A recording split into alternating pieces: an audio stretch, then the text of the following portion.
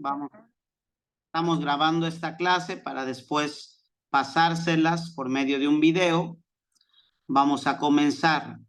La semana pasada tuvimos la clase mediante un video pregrabado que yo realicé para ustedes. Entonces ya vimos los dogmas sobre Jesús, ya vimos también lo que las Sagradas Escrituras, sobre todo los evangelios, abordan sobre el tema de Jesús.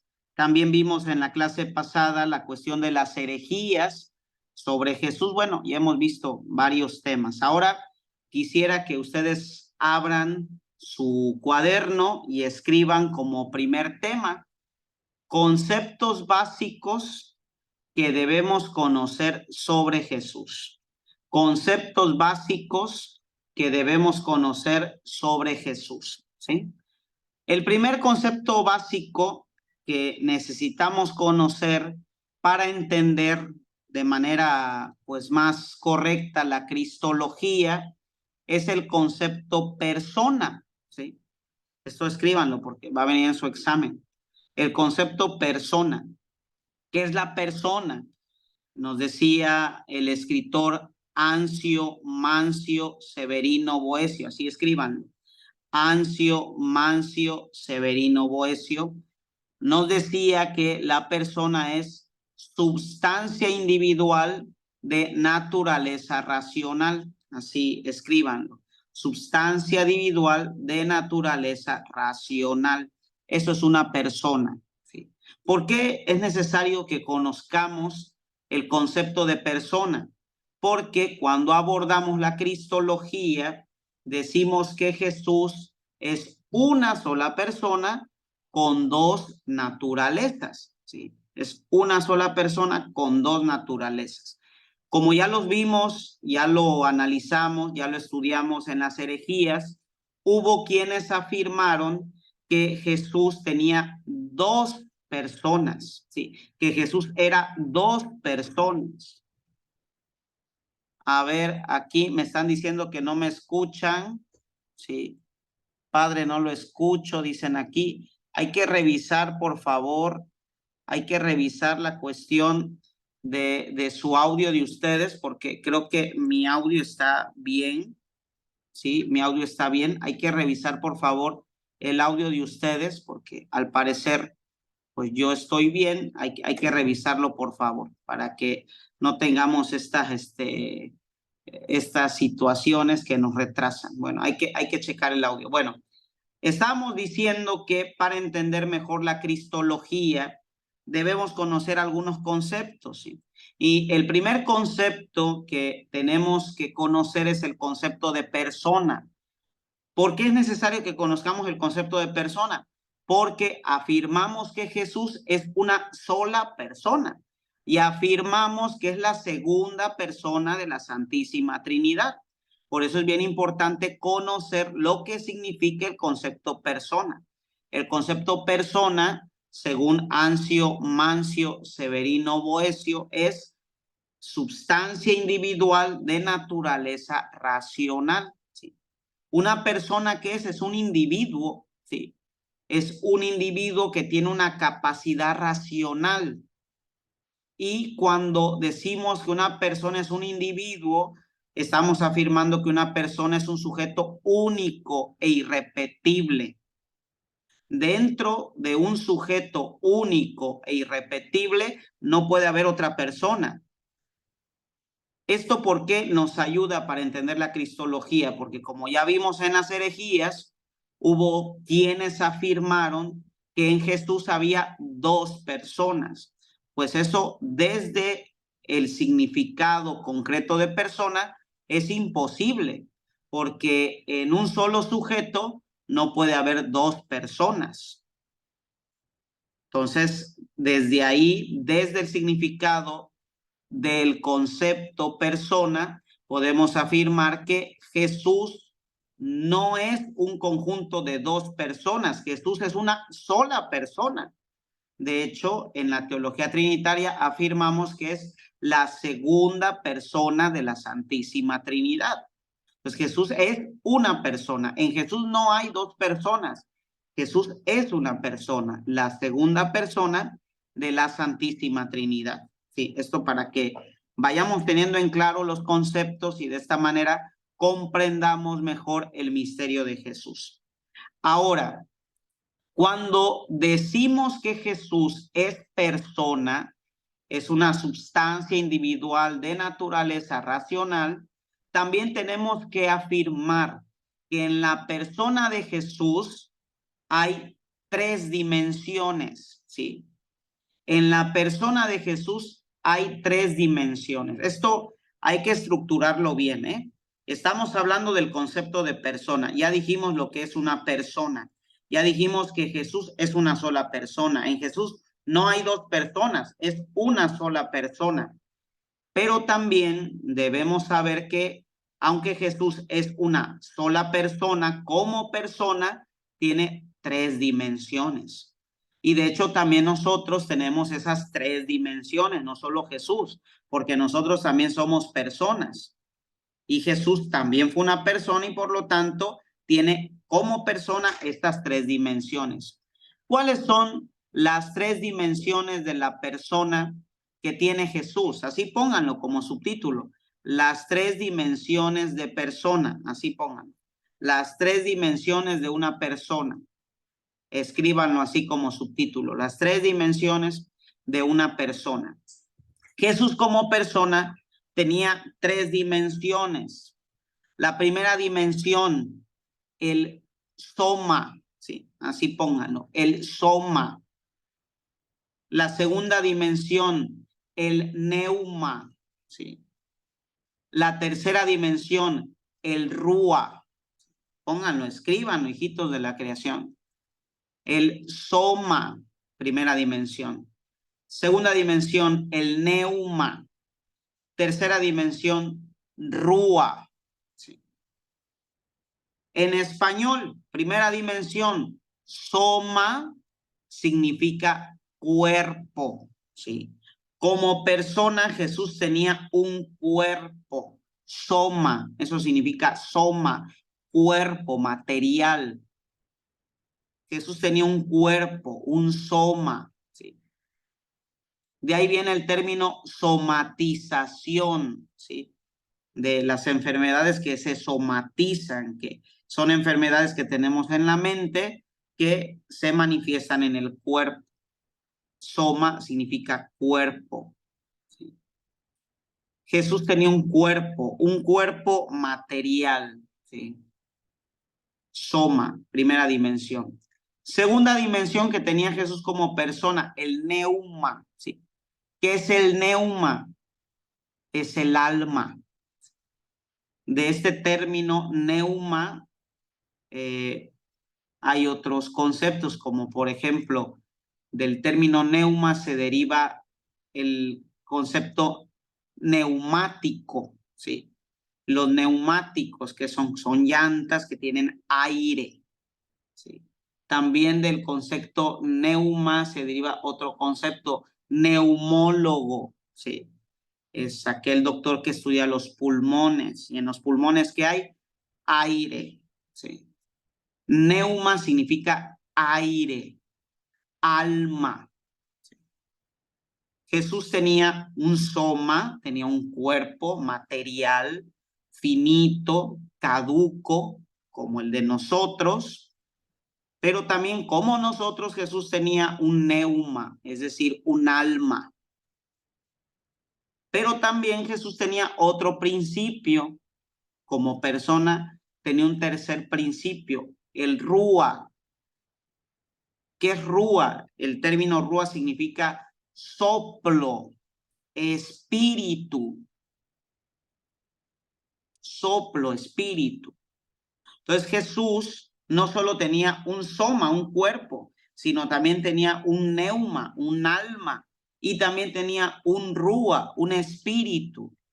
Jesús como persona tenía estos tres principios: cuerpo, alma y espíritu. ¿Sí? También nosotros tenemos esos tres principios, esas tres realidades, esas tres dimensiones de la persona: cuerpo, alma y espíritu. Y el cuerpo, el alma y el espíritu son tres principios unificados, ¿sí? Es decir, son tres principios que conviven en unidad. Nuestro cuerpo, ¿sí? Nuestra alma, que es la que anima nuestro cuerpo, el alma es la que anima lo material, y nuestro espíritu que es el don del Espíritu Santo que hemos recibido, ¿sí? Cuerpo, alma y espíritu. Cuerpo, lo material; alma, lo que anima el cuerpo, este principio invisible que no vemos, pero que anima lo material; y el espíritu, ¿qué es? El espíritu es el don de Dios, es la gracia de Dios que recibimos a través de los sacramentos y que en concreto nosotros recibimos el día de nuestro bautismo, ¿sí? ¿Vamos bien, hijitos de la creación? Espero que sí. Me contestan en chat porque no los estoy oyendo, ¿sí? No los estoy oyendo, me contestan en chat, por favor, ¿sí? Entonces, Jesús, ya habíamos visto, es una persona, ¿sí? Es una persona, y como persona tenía tres principios, tres dimensiones, ¿sí? Vamos bien, hijitos de la creación: cuerpo, alma y espíritu. Cuerpo, lo material; alma, lo que anima el cuerpo; y el espíritu, que es el don de Dios, ¿sí? Pues esto para que lo tengamos en cuenta y en claro. Y tanto el cuerpo como el alma como el espíritu están unificados, forman una unidad, ¿sí?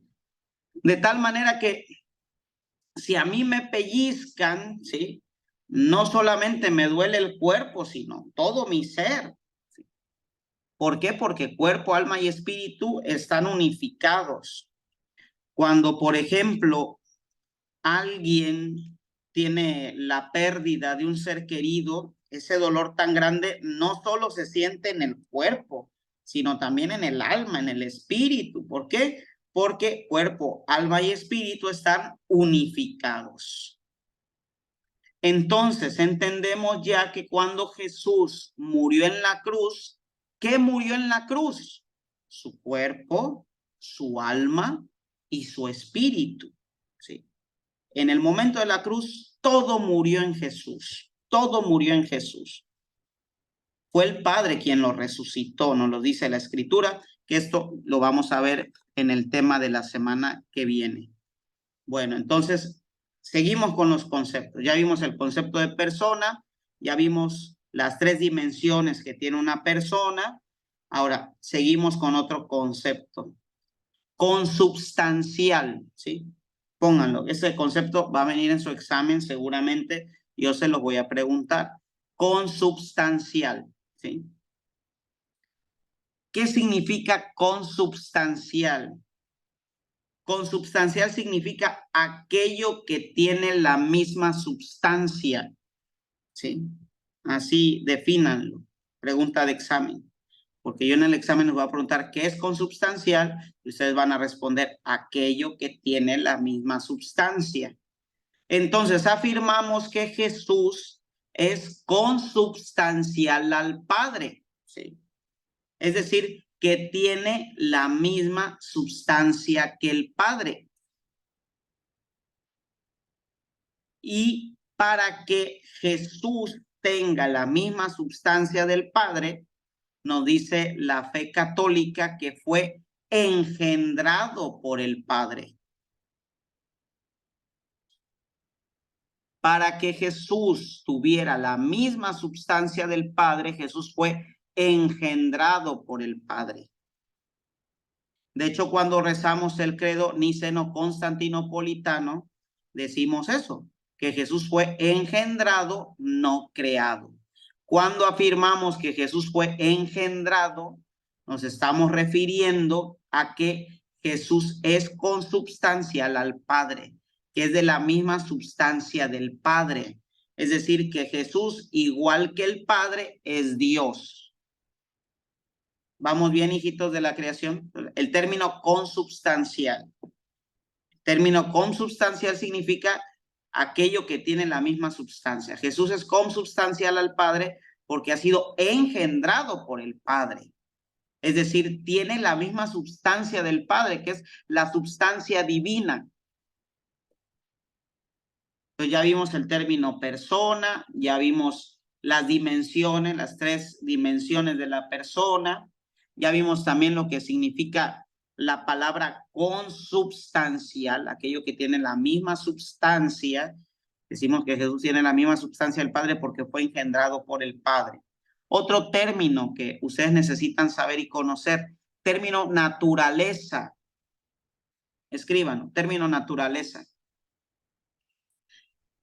El concepto naturaleza, según la filosofía de la naturaleza griega, se puede definir de la siguiente manera. La naturaleza es aquello que hace que una cosa sea tal cosa y no otra. ¿Sí? Así describan. La naturaleza es aquello que hace que una cosa sea tal cosa y no otra. Naturaleza, otra vez lo repito, aquello que hace que una cosa sea tal cosa y no otra. Salud por ustedes. Esto no es un café, es un té. Está bien bueno. Ojalá ustedes también se echen un café, un té o algo así.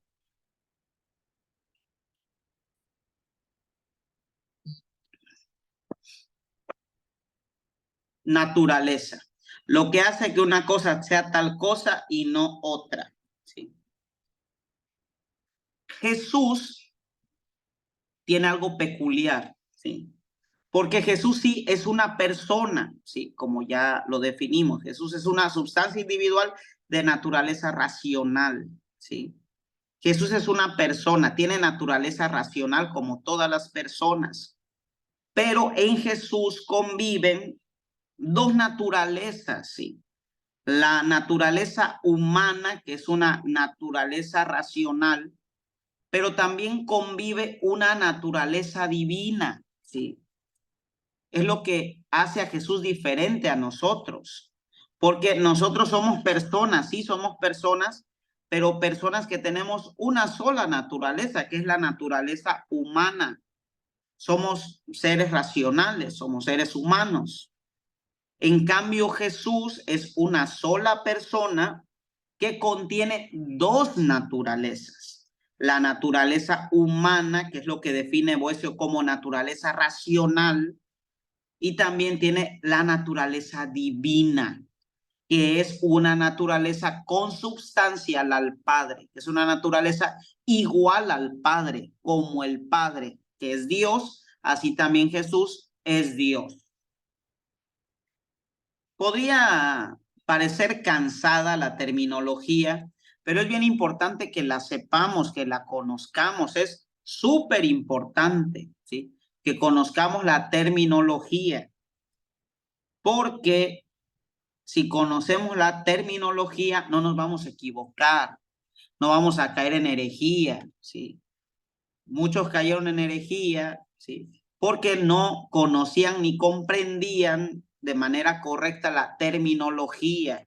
Por eso es bien importante conocer la terminología. Entonces, hacemos un resumen de la terminología. Jesús es una persona, ¿sí? Como persona constituido por 3 dimensiones, el soma, cuerpo, el neuma, el alma, el rúa, el espíritu. Jesús es una persona, como todas las personas, con cuerpo, alma y espíritu. ¿Sí? Jesús es consubstancial al Padre, ¿sí? Es decir, es de la misma naturaleza del Padre y es de la misma naturaleza porque fue engendrado por el Padre, ¿sí? Jesús es una persona, ¿sí? En la cual conviven dos naturalezas, la naturaleza humana y la naturaleza divina. ¿Vamos bien, hijitos de la creación? Sí. Entonces, ya quedaron las terminologías, ya quedamos con los conceptos, hay que tenerlos bien en cuenta porque conforme vayamos viendo algunos temas, va a ser importante que tengan en claro los conceptos, porque una vez escuché una catequista que dijo, Jesús tenía dos personalidades, la personalidad humana, la personalidad divina, tacha y orejas de burro, ¿sí? Jesús no tenía dos personalidades, tenía dos naturalezas incluidas en una misma persona, ¿sí? Terminamos la terminología, los conceptos. Ahora pasen a otro punto, ¿sí? También bien importante, otro punto. El punto siguiente es Jesús, verdadero hombre, así pónganlo. Subtema, Jesús, verdadero hombre. Jesús, verdadero hombre. Afirmamos que Jesús es verdadero hombre por el misterio de la encarnación. ¿Dónde comienza la humanidad de Jesús? Con el misterio de la encarnación. Esta va a ser también pregunta de examen. ¿Dónde comienza la humanidad de Jesús? Ustedes van a responder en el misterio de la encarnación. ¿Y qué es el misterio de la encarnación? Que Dios se hizo hombre para habitar entre nosotros. Dios se hizo carne. Cuando los evangelios nos narran el hecho de la encarnación, para referirse a la carne que Jesús se encarnó, para referirse a la carne, los evangelios ocupan un término griego, sarx, ¿sí? Sarx. Se los voy a deletrear. S-A-R-X.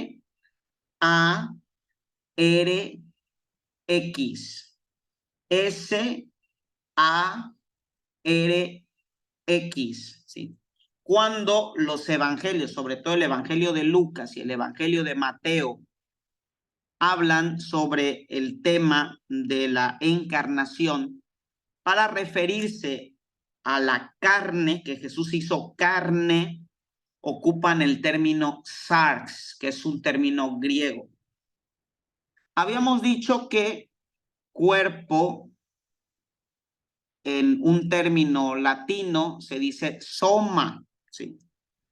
Cuando los evangelios hablan de que Jesús se encarnó, se hizo carne, no ocupan el término soma, sino ocupan el término sarx.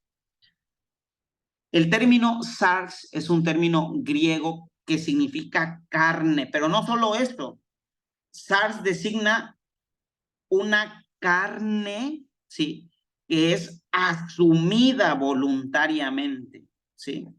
Eso significa el término sarx, es carne, sí es carne, carne en griego, pero es una carne que es asumida voluntariamente. Entonces Jesús, siendo Dios desde la eternidad, asumió la carne, el sarx, voluntariamente. Nadie lo obligó. Él quiso asumir nuestra carne. Es por eso que, les vuelvo a repetir, cuando los evangelios hablan del misterio de la encarnación, para referirse a la carne utilizan el término sarx, para designar que Jesús asumió nuestra carne, ¿sí?, voluntariamente. Ya los veo, hijitos de la creación, y me da gusto verlos, ya los veo. Ya cuando les diga, van bien, nada más háganme así, como el Chavo del 8, van bien, ¿sí? O si dicen van mal, pues me hacen así, que no van entendiendo mucho. Pero yo estoy seguro que sí están entendiendo, porque ustedes son muy inteligentes, demasiado. Bueno, entonces, estamos hablando de que Jesús es verdadero hombre. Entonces, ¿cuándo comienza la humanidad de Jesús? Les hago una pregunta. ¿Jesús fue humano desde la eternidad, sí o no? ¿Jesús fue humano desde la eternidad? No. Díganlo así con seguridad, no. Se hizo hombre gracias al misterio de la encarnación. Entonces, si ocupamos el calendario judío, afirmaríamos que Jesús se hizo hombre en el año 6º del calendario judío, ¿sí? Si ocupamos el calendario cristiano, ¿sí?, que es el calendario gregoriano, estaríamos afirmando que Jesús se hizo hombre en el año 0, ¿sí? Jesús es Dios desde la eternidad, ¿sí? Pero se hizo hombre en el tiempo, ¿sí? En un tiempo específico, en un momento específico, en una historia específica, en un momento histórico concreto. Jesús, Dios desde la eternidad, hombre en un momento concreto de la historia. Según el calendario cristiano, gregoriano, en el año 0, el que es Dios se hizo hombre. ¿Vamos bien, hijitos, la creación? Entonces, cuando los evangelistas hablan del misterio de la encarnación, les había dicho, ocupan el término sarx, ¿sí? Que significa carne, pero una carne que es asumida voluntariamente. El que es Dios desde la eternidad voluntariamente aceptó nuestra carne, se hizo carne por nosotros. ¿Vamos bien, hijitos de la creación? Sí. Ahora, ¿por qué Jesús se encarnó? Sí. ¿Por qué Jesús se encarnó? Hay 3 razones teológicas, ¿sí? Hay razones bíblicas, hay razones antropológicas, pero yo les voy a dar 3 razones teológicas del por qué Jesús se encarnó, ¿sí? Primera razón teológica del por qué Jesús se encarnó, se hizo hombre, se hizo carne, se hizo sarx. Jesús se encarnó para redimirnos, primera razón teológica, ¿sí? Jesús se hizo hombre para redimirnos. Nos dicen los escritores cristianos, los teólogos, Santo Tomás de Aquino, San Agustín, que para redimir algo, ¿sí? Se tiene que asumir lo que se desea redimir.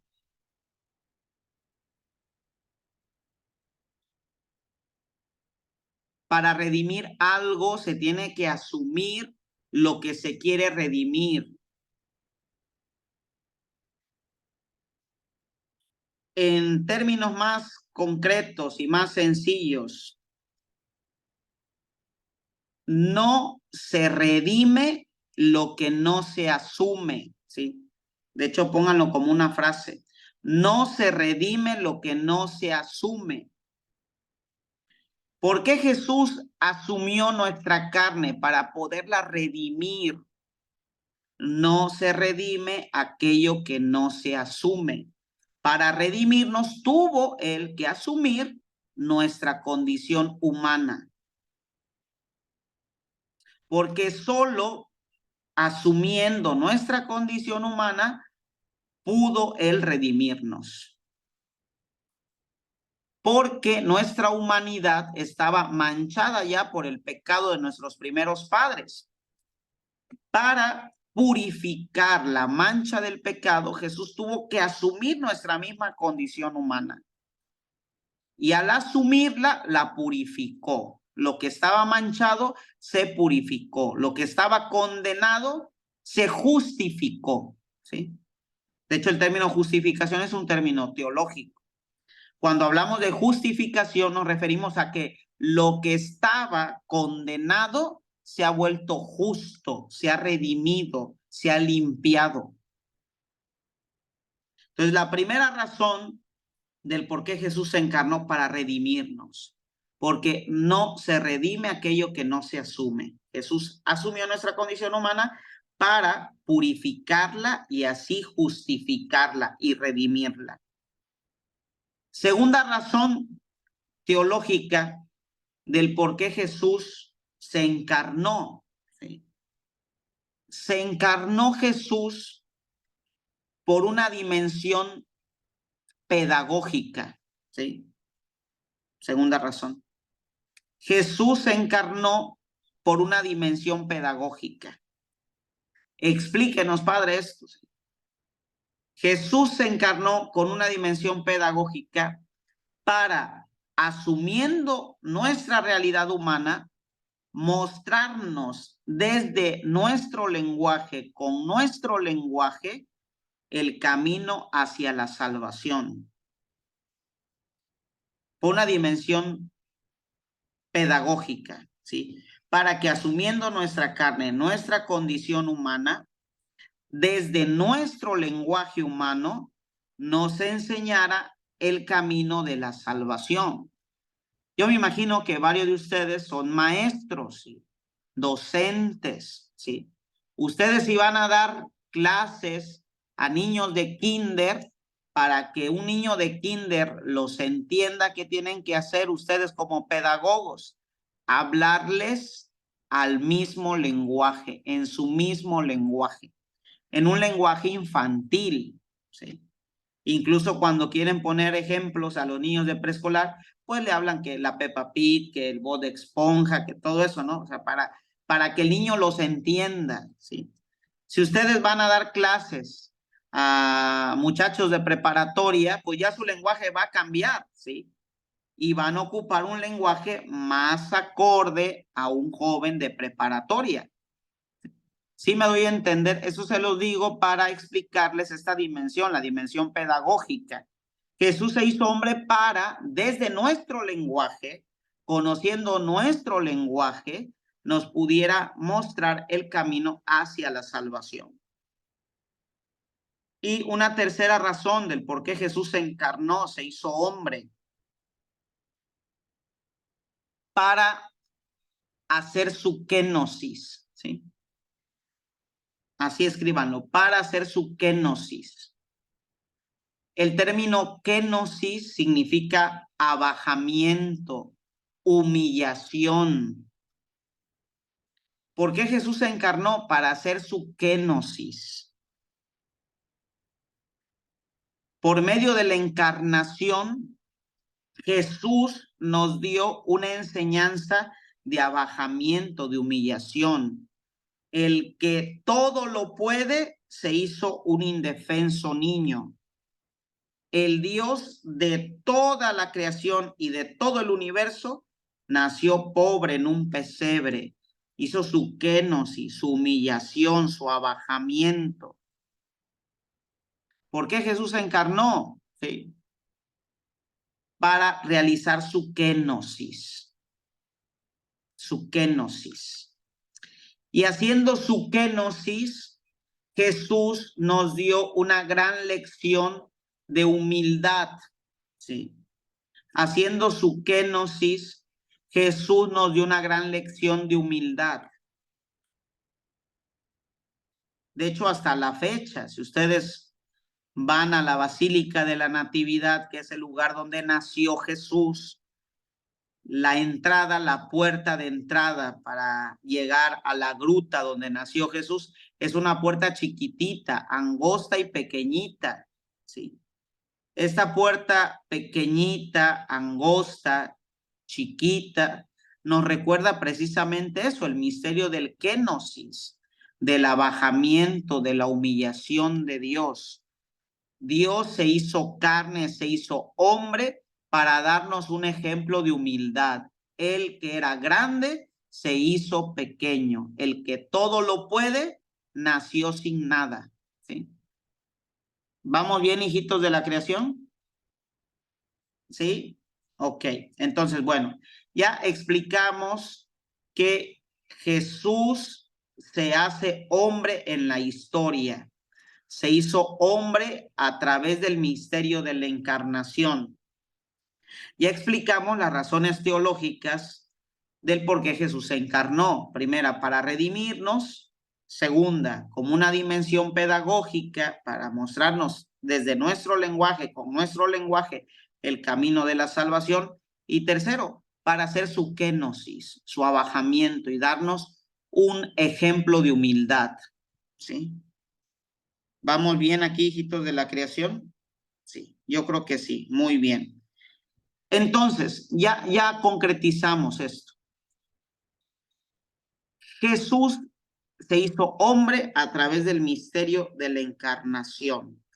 Esto lo encontramos perfectamente en el Evangelio de Lucas, capítulo 1, versículo 26, cuando la Virgen Santísima concibe por obra del Espíritu Santo. ¿Sí? Lucas 1, 26. Y también nos lo recuerda el apóstol San Pablo en Gálatas 4:4. el apóstol San Pablo nos recuerda que Jesús nació de una mujer, ¿sí? El Evangelio de Lucas es el que más nos habla de la humanidad de Jesús, ¿sí? Esto pónganlo también, va a ser una pregunta de examen, ¿sí? ¿Qué evangelista nos habla más de la humanidad de Jesús? El Evangelio de Lucas, ¿sí? Porque el Evangelio de Lucas es aquel que nos relata los primeros años, los primeros momentos de Jesús hombre, ¿sí? El Evangelio de Lucas es el que nos relata los primeros años, los primeros momentos de Jesús hombre, ¿sí? El Evangelio de Lucas es el único que nos relata el misterio de la encarnación. Ya les dije la cita, Lucas 1:26. El misterio de la encarnación nos lo relata solamente el evangelista Lucas. También Lucas nos relata el misterio del nacimiento. Lucas capítulo 2, versículos del 6 y siguientes, ¿sí? Lucas no solo nos relata el misterio de la encarnación, sino también el misterio del nacimiento. Lucas 2, del 6 y siguientes. Lucas nos dice que María dio a luz a su hijo primogénito, lo envolvió en pañales y lo recostó en un pesebre. Esto nos lo dice Lucas. También Lucas nos habla de los primeros días de Jesús hombre.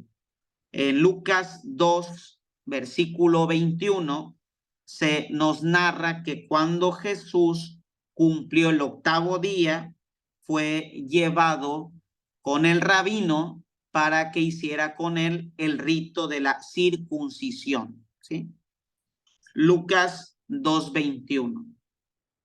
Eso también para que lo tengamos en cuenta. ¿Jesús fue circuncidado, sí o no? Sí, porque Jesús fue judío, ¿sí? Y todos los niños judíos, todos los judíos varones tenían que ser circuncidados, según la ley mosaica. Entonces nos dice Lucas 2:21 que Jesús al 8º día fue llevado ante el rabino para ser circuncidado. También Lucas nos relata, Lucas capítulo 2, versículos del 22 y siguientes. Lucas también nos relata que a los 40 días fue ofrecido en el templo como primogénito según la ley de Moisés. Lucas 2 del 22 y siguientes, ¿sí? Se tenía la costumbre que ya viene narrada desde el libro de Levítico, que cuando una mujer daba luz a un niño varón, 40 días después de haber sido aliviada, de haber dado a luz, tenía que presentar a su hijo varón en el templo y ofrecer por su purificación una ofrenda, una tórtola, un pichón, según fueran las posibilidades económicas. Si la mujer que había dado a luz un varón tenía con queso las gordas, tenía dinero, pues ofrecía un toro, ofrecía un cordero, ofrecía algo más caro, ¿sí? Pero en el caso de María, como era pobre, ofreció solamente un animal pequeño, ¿sí? Una tórtola, pichón, ¿sí? Entonces, se tenía la costumbre que cuando una mujer daba luz, presentaba en el templo a su hijo varón cuando cumplía 40 días, ¿sí? Si había dado la mujer a luz a una niña, la niña era presentada en el templo cuando cumplía 80 días, ¿sí? Eso para que lo tengan en cuenta. De ahí nos viene la costumbre, ¿sí?, de presentar a los niños en la iglesia cuando cumplen 40 días. Por esta costumbre judía que está marcada desde el Antiguo Testamento de presentar a los niños varones al cumplir 40 días, ¿sí? De hecho, todavía lo seguimos haciendo, aunque no somos judíos, adoptamos esa costumbre, esa tradición. ¿Ustedes presentaron a sus niños cuando cumplieron 40 días? ¿Sí los presentaron? ¿Sí?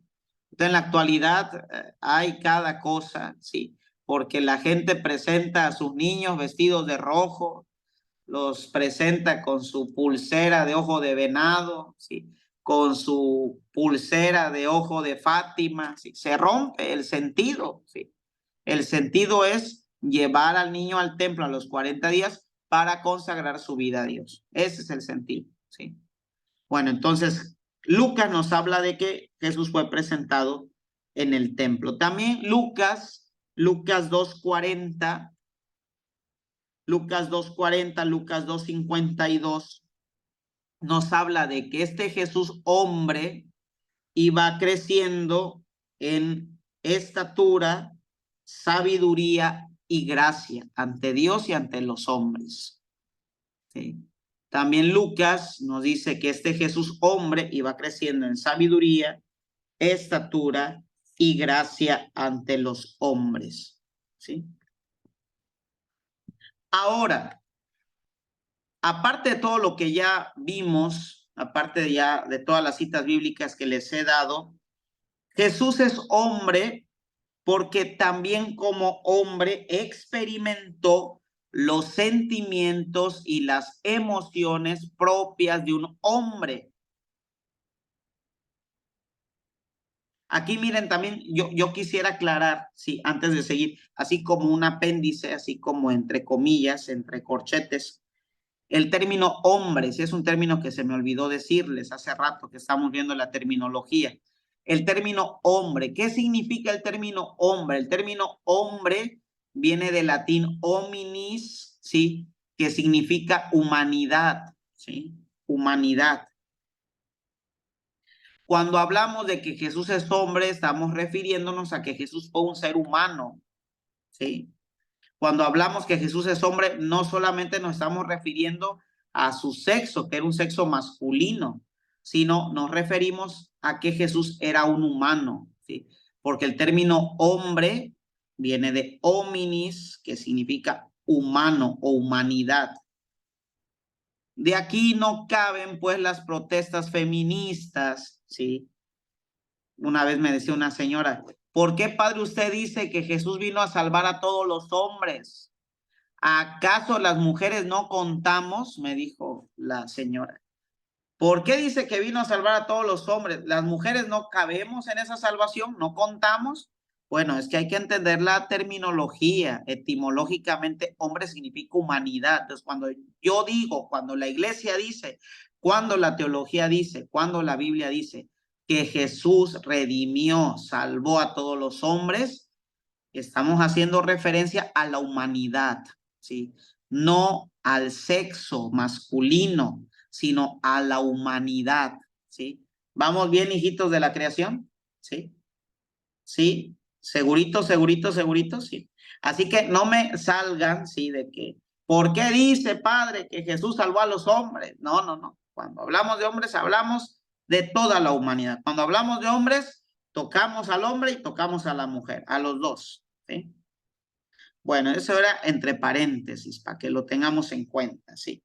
Entonces, aseguramos y afirmamos que Jesús es hombre desde el dato evangélico, desde la Biblia, no solo por lo que ya hemos visto que nos narra Lucas, encarnación, nacimiento, circuncisión, no solo eso, sino porque a lo largo de los evangelios nos podemos encontrar con un Jesús que experimenta emociones, sentimientos y necesidades que solamente un hombre experimenta, ¿sí? Por ejemplo, Jesús experimentó el cansancio, Jesús experimentó el hambre, Jesús experimentó la sed, ¿sí? Primera cita bíblica, Mateo 4:2. En Mateo 4:2, ¿sí? Se nos dice que Jesús estuvo de ayuno 40 días y 40 noches, y una vez terminado el ayuno, nos dice el texto que Jesús sintió hambre, ¿sí? ¿Y por qué lo remarca el evangelista?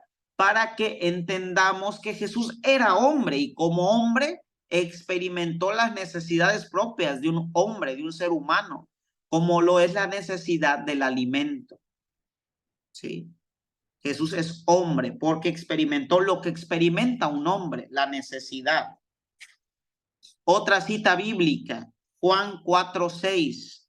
Juan 4:6. Miren, anoten las citas bíblicas, hijitos de la creación, porque en el examen yo les voy a preguntar. A ver, denme citas bíblicas donde se afirma que Jesús es hombre porque experimentó emociones, sentimientos y necesidades, ¿sí? Me deben de poner aunque sea unas 2 citas bíblicas. Si no me ponen esas 2 citas bíblicas, no va a haber reconocimiento firmado por el obispo. Nada más lo voy a firmar yo, el obispo no lo va a firmar. Así que pónganse truchas, hijitos de la creación. ¿Sí? Bueno, entonces, la segunda cita bíblica, Juan 4:6. ¿Qué nos dice Juan 4:6? Que Jesús se acercó a un pozo en Samaria, se acercó una mujer, la samaritana, y Jesús le dijo a la mujer, mujer, dame de beber. ¿Sí? ¿Por qué Jesús le pidió de beber a la samaritana?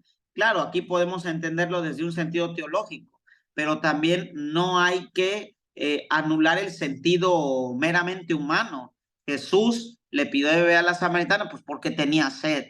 Samaria está en medio del desierto, sentía sed Jesús. ¿Y por qué sintió sed? Porque era hombre, sí, era hombre. Como hombre también Jesús experimentó la tristeza.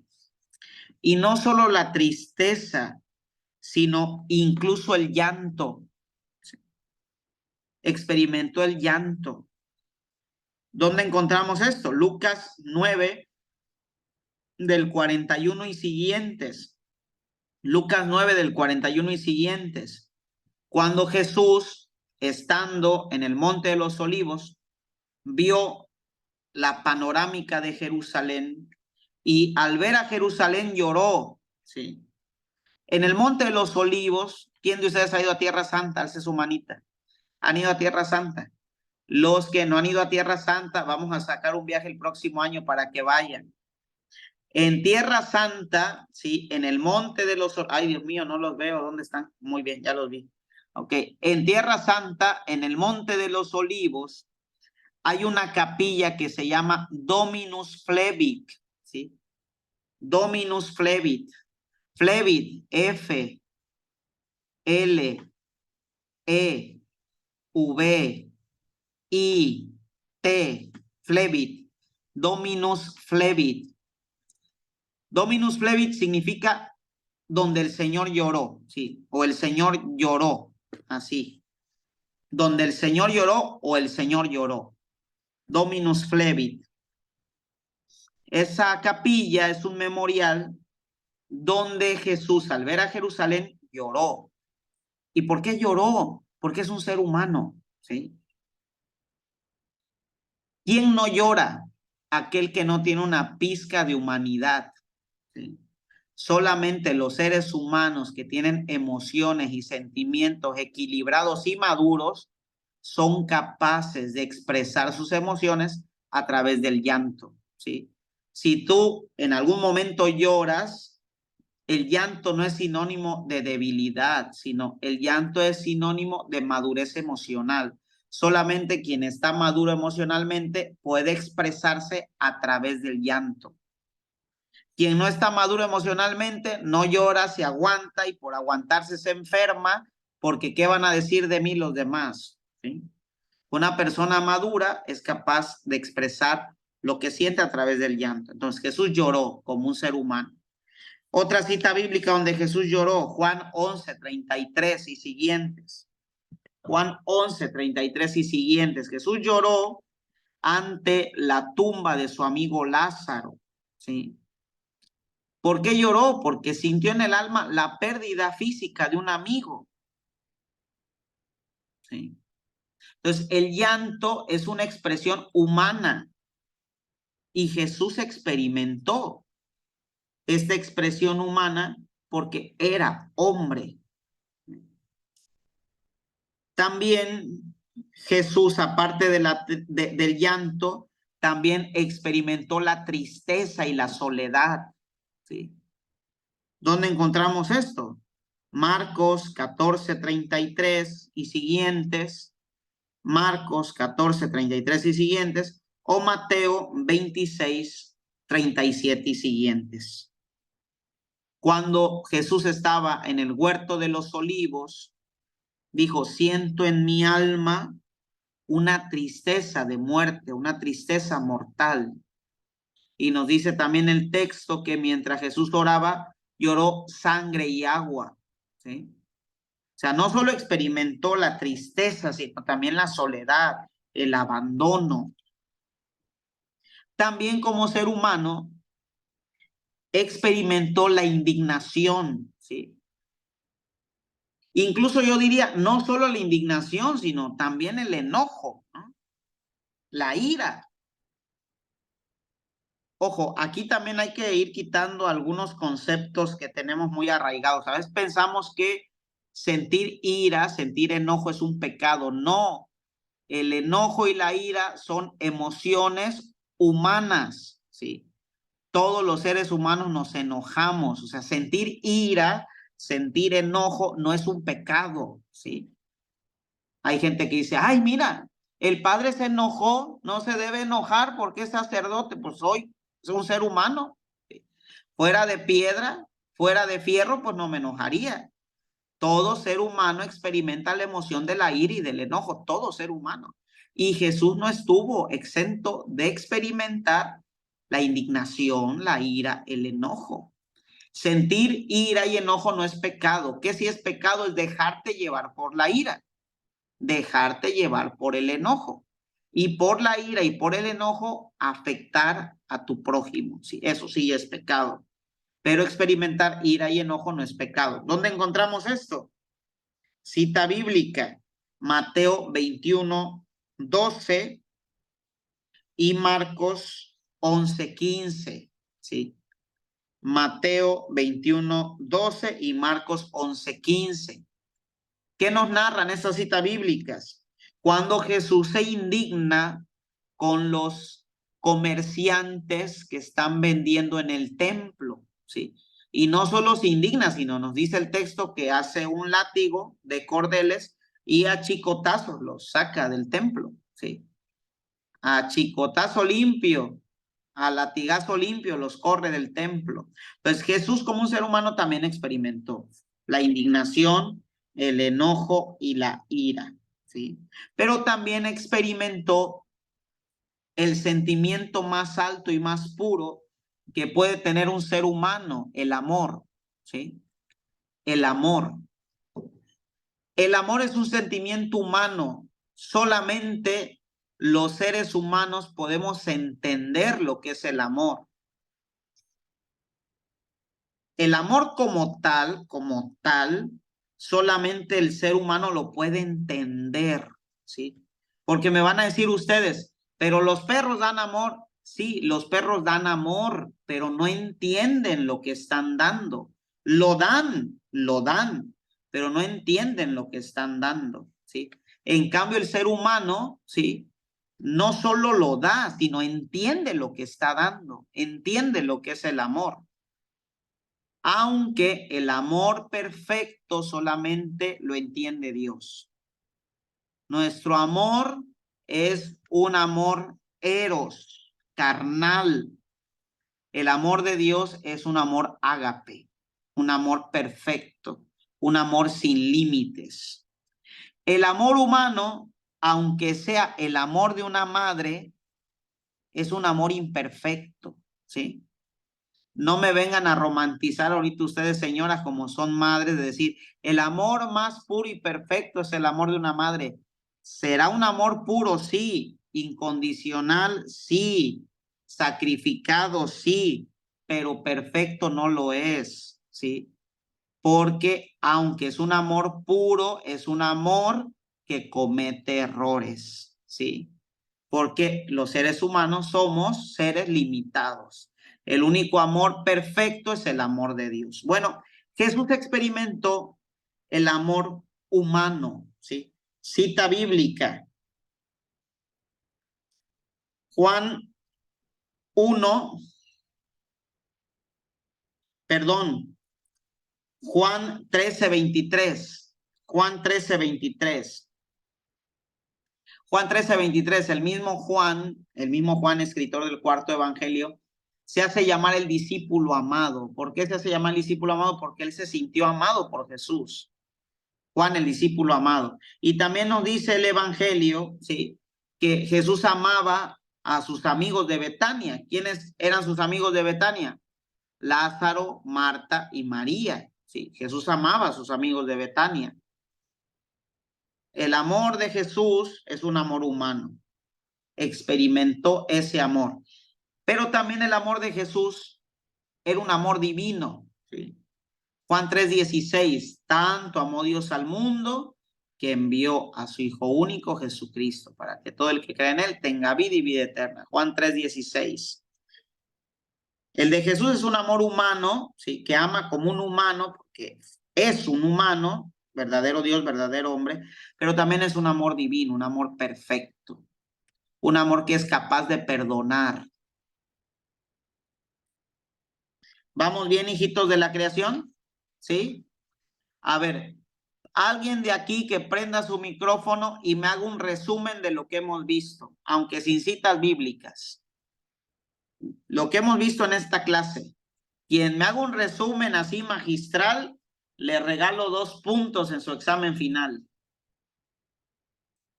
A ver, Naiden.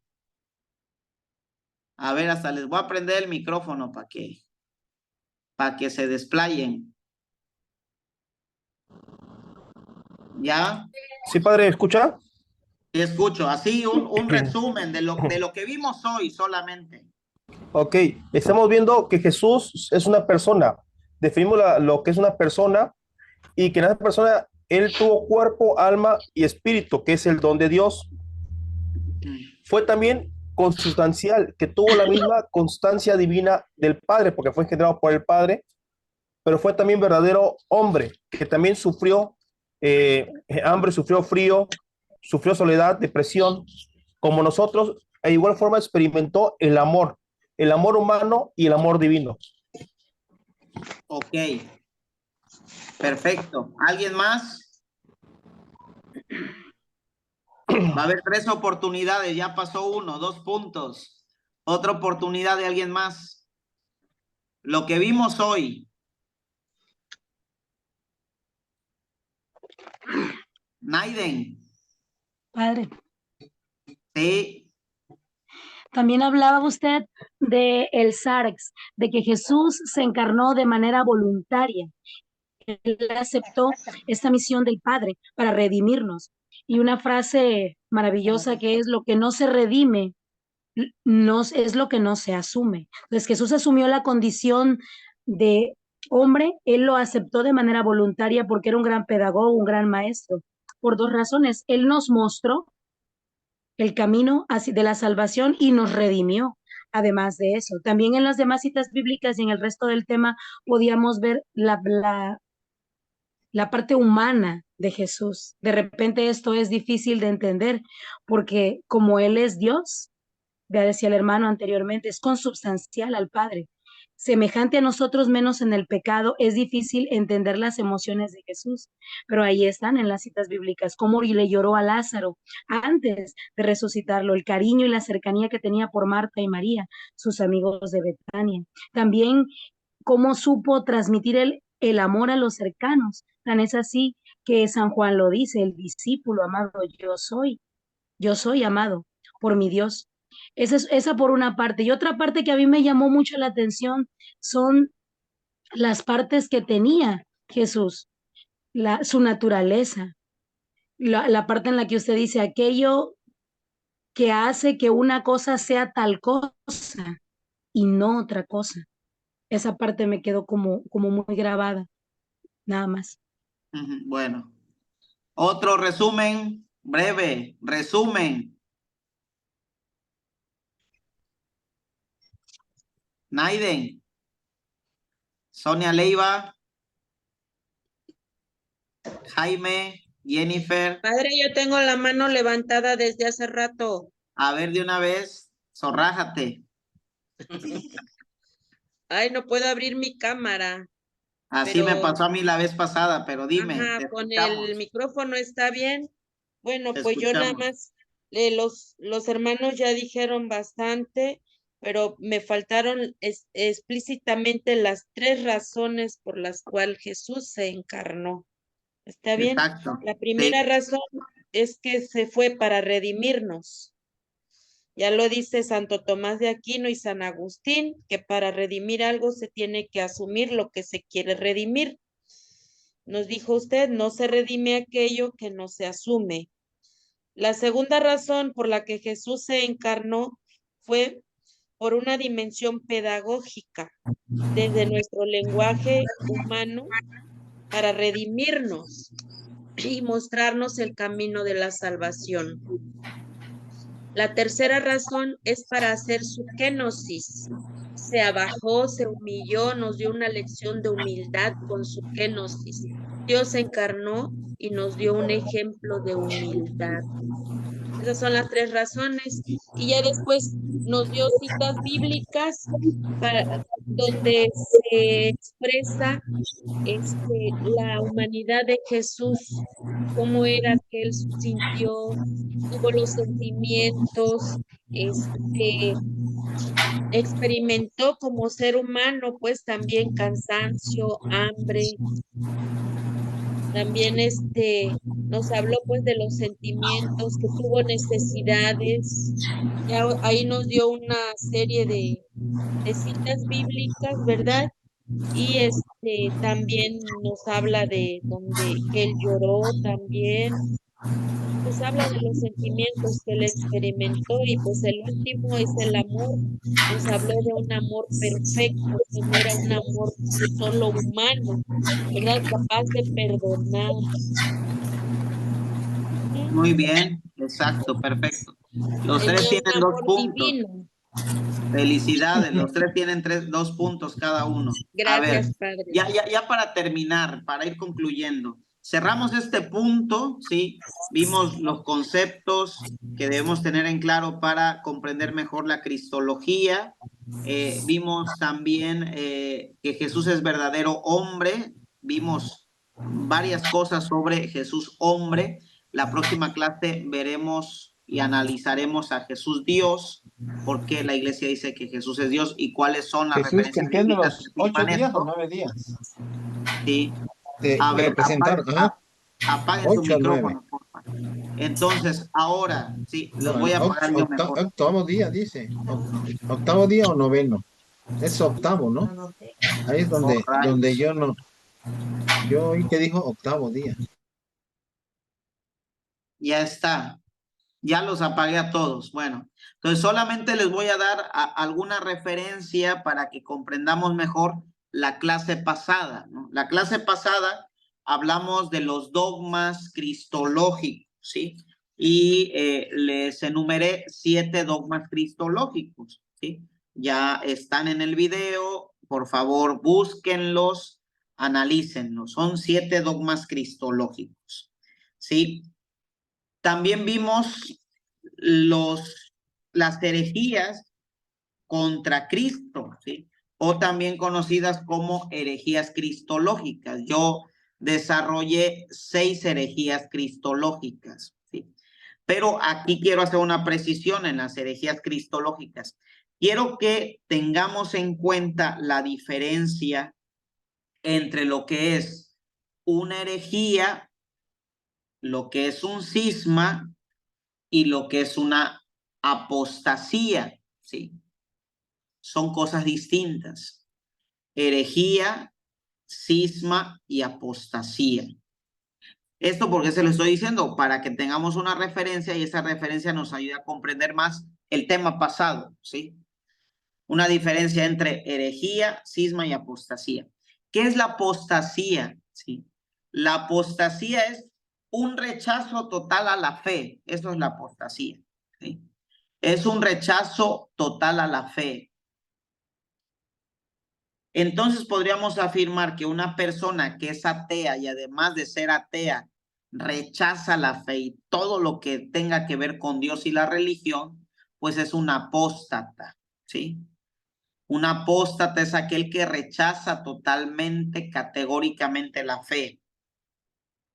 En cambio, un cisma hace referencia a una persona, a un grupo que estaba unido o unidos a la iglesia, ¿sí? Un cisma hace referencia a una persona o a un grupo que estaban unidos a la iglesia, pero que se separaron de ella, causando una división, ¿sí? Cuando hablamos de cisma, hablamos una persona, un grupo que estaba unida a la iglesia, pero que se separaron de ella, causando una división. Y sobre todo los grandes cismas que se han dado en la historia han sido por no reconocer la primacía del apóstol Pedro en la persona del Papa. Es decir, muchas personas que se han salido de la Iglesia Católica se han salido causando un cisma, una división, porque no han querido reconocer al Papa como el sucesor de San Pedro y como el vicario de Cristo. Y también muchos han causado cismas, se han dividido de la Iglesia porque no han asumido la doctrina católica, ¿sí? No han asumido la doctrina católica, no están de acuerdo con la doctrina católica, y como no están de acuerdo con la doctrina católica, se separan de la Iglesia Católica. ¿Vamos bien aquí? Ya quedó la diferencia entre apostasía y cisma. Apostasía es un rechazo total a la fe, a Dios, a la religión, a todo, que tenga que ver con lo espiritual. El cisma es personas que estaban en la iglesia que se separan de ella, ¿sí?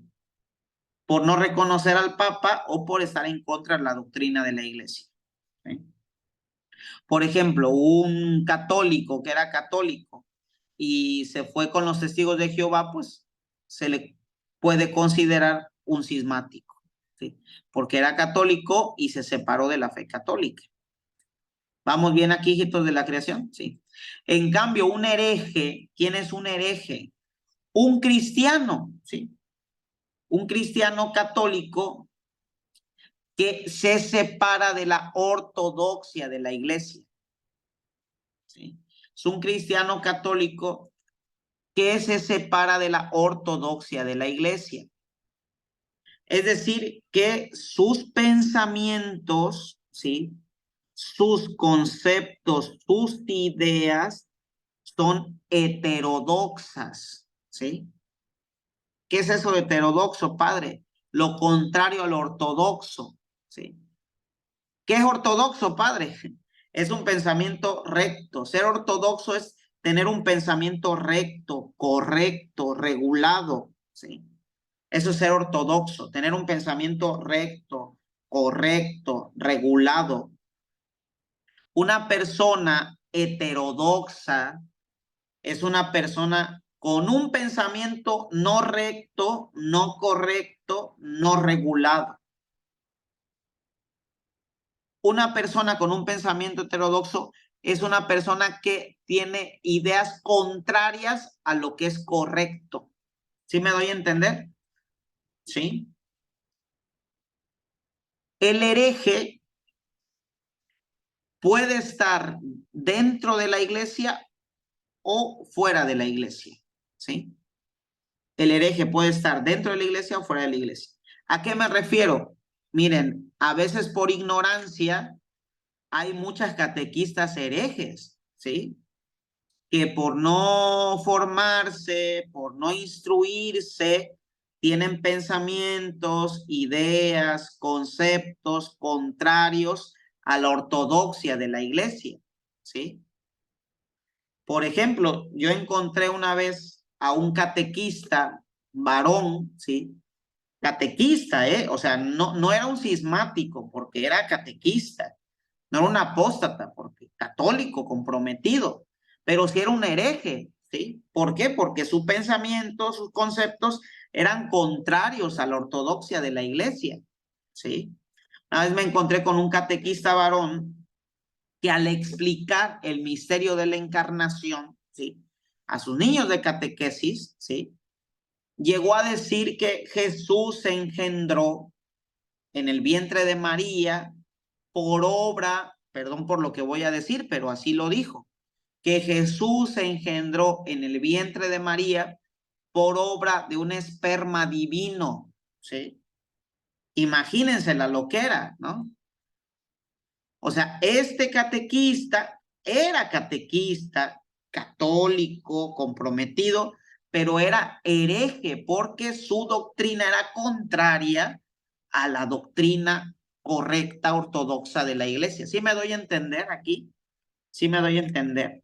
O sea, puede haber herejes entre nosotros, entre los que estamos en este grupo, ¿sí? Puede haber uno que otro hereje aquí. O sea, gente que es de iglesia, que cree en Dios, que es católica, pero por ignorancia o por cerrazón o por soberbia de decir yo sé más que los demás, caen en postulados doctrinales contrarios a la doctrina verdadera de la iglesia, ¿sí? Por eso cada vez que vayamos a explicar algo, hay que consultar con alguien que sepa y hay que consultar el catecismo de la Iglesia Católica, ¿sí? Para los católicos, el catecismo de la Iglesia Católica tiene que ser nuestro libro de cabecera, ¿sí? De donde vamos a disipar cualquier duda de fe que tengamos. ¿Vamos bien aquí, hijitos de la creación? Ay, Dios mío, ya no los veo. Sí, ya los vi. Ok. Entonces, ¿por qué les expliqué esto? ¿Sí? Porque cuando vemos las herejías cristológicas, nos damos cuenta que la mayoría de los herejes fueron sacerdotes, obispos, ¿sí? Que no lo hicieron de mala onda, ¿sí? Dicen los chavos de mala leche, no lo hicieron por maldad, sino al tratar de explicar la doctrina sobre Cristo, no consultaron las fuentes de la revelación, sino quisieron explicar la doctrina de Cristo desde su sola razón. Y cuando queremos explicar las cuestiones de fe desde nuestra sola razón, podemos caer en equivocaciones. Por algo la iglesia nos pone la Biblia, la tradición, los padres de la iglesia, el magisterio, para que nuestro pensar se enriquezca y podamos entender, comprender aquello que la iglesia ha enseñado a lo largo de los siglos. ¿Sí me doy a entender, hijitos de la creación? ¿O ya los revolví más? ¿Sí? ¿No los revolví más? ¿Seguros? Entonces, cuando hablamos de herejías cristológicas, pues hablamos de personas buenas, o sea, Arrio no era malo, ¿sí? El arrianismo surgió de Arrio, Arrio no era malo, ¿sí? Los docetistas no eran malos, no eran personas malas, eran católicos que al tratar de explicar la doctrina de Cristo lo hicieron de manera incorrecta, ¿sí? El problema de muchos de ellos que se aferraron a su doctrina, ¿sí? Por soberbia, por orgullo, y no quisieron rectificar. Y al no querer rectificar, no solo se convirtieron en herejes, sino también en cismáticos, ¿sí? Cuando en algún momento nosotros caigamos en un error doctrinal, si nuestro sacerdote nos corrige, hay que tener la humildad para recibir la corrección. Porque si a pesar de que estamos mal, nos empeñamos en ese mal, vamos a pasar de herejes a cismáticos, rompiendo con ello la comunión con la Santa Iglesia de Cristo. Espero no los haya revuelto más, no hayan quedado como el huevo con jamón, más revueltos, ¿sí? Espero les haya aclarado este punto que quería aclararles de que un hereje no es una persona mala, sino es una persona que no supo explicar de manera ortodoxa la doctrina de la iglesia. Bueno, entonces nos despedimos, hijitos de la creación. Voy a descargar este video para poderlo subir. Nos vemos la próxima clase. La próxima clase hay muchos puntos también por aclarar. Según su temario, hay muchos puntos por aclarar sobre Jesús, ¿sí? Y vamos a algunos conceptos también para que ustedes puedan comprender mejor la doctrina de Jesús. Bueno, les doy la bendición. El Señor esté con ustedes. La bendición de Dios Todopoderoso, Padre, Hijo y Espíritu Santo, descienda sobre ustedes y les acompañe siempre. Amén. Vayamos en paz. Demos gracias a Dios. Que tengan una bendecida noche. Dios con ustedes. Cuídense mucho.